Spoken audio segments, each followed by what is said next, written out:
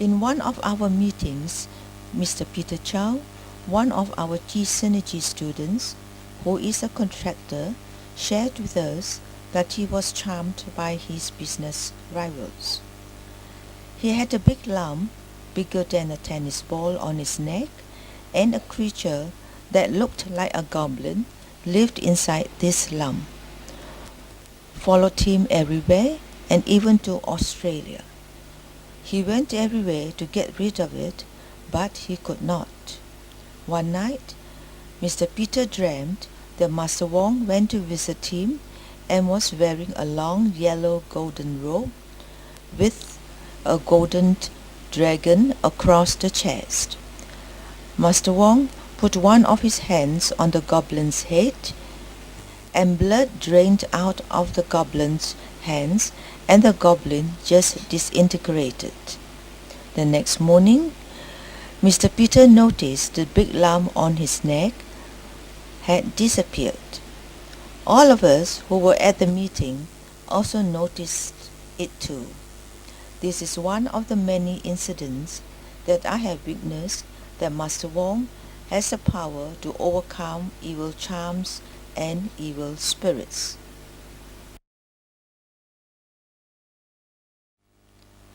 I like to share of incidents regarding Mr. Peter, who is one of our students, which I regard as very strange and also interesting at the same time. One time, Mr. Peter came to our office, and Master Wong, Miss Pauline and I noticed that one of his eyelids drooped so much that it was like a big flap and covered way below the eye. I have never seen such a thing before, and it looked really awful. While just sitting in front of Master Wong, Mr. Peter's eyelid went back to normal. We noticed it, but we kept quiet. It is unbelievable, but it truly happened. This confirmed that Master Wong is not an ordinary person, but a man with divine powers sent by God.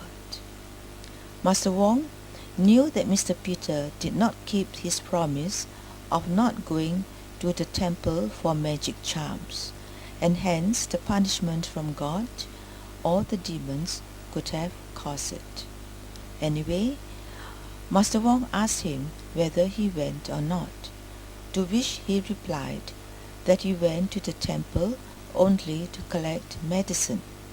After that, he went home. But Master Wong knew better. But since Mr. Peter did not want to tell the truth, so let it be.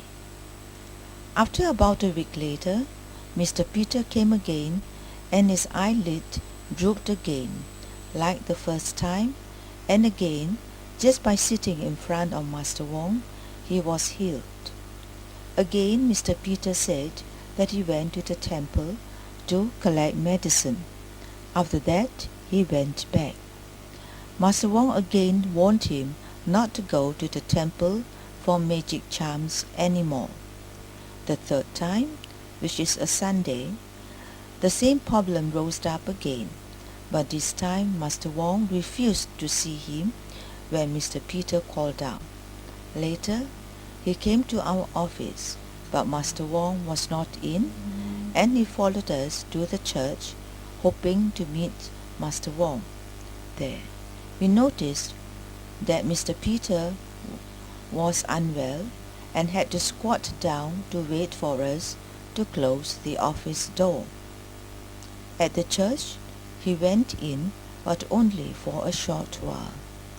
He felt so uneasy that he had to get out from the church, and I believed that evil spirits were disturbing him, and the presence of God in the church made Mr. Peter afraid to enter. A few days later, he rang up and asked to see Master Wong again, asking for help. Miss Pauline, Master Wong's assistant at that time, answered the phone and told us that she could hardly understand what Mr. Peter was talking, as his voice was soft and coarse. He told her that he was in hospital and had throat cancer. Being caring and kind, Master Wong asked Pauline to call Miss Amy, Mr. Peter's girlfriend, to come to the office, and he would teach her what to do. In the office, Miss Amy told Master Wong that she dreamt that she saw him in a golden robe with a pendant in front of his chest. When Master Wong inquired about the description of the pendant and whether any string was attached to it, she replied no, and pointed to the picture of the Sacred Heart hanging in Master Wong's room, meaning to say that the pendant looked like the Sacred Heart of Jesus. Master Wong then blessed the rosary and gave it to Miss Amy, and also asked Miss Pauline to teach her how to recite the rosary prayers. He told Miss Amy to take leave and pray together with Mr. Peter to ask God for forgiveness. Then Master Wong told Miss Amy to bring a bottle of water on a particular day and come to the office.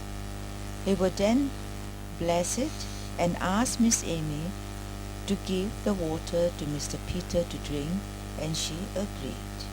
However, when Miss Pauline rang up to her office the next day, Miss Amy was still in the office and did not take leave as was instructed. The second day, Miss Pauline rang up again on her handphone. Her friend answered the call and told Miss Pauline that Miss Amy loaned her the handphone. She refused to follow Master Wong's instruction to save Mr. Peter. This clearly shows that Master Wong was more concerned for Mr. Peter than his girlfriend, and because of Amy's attitude, Mr. Peter was deprived of healing. How sad.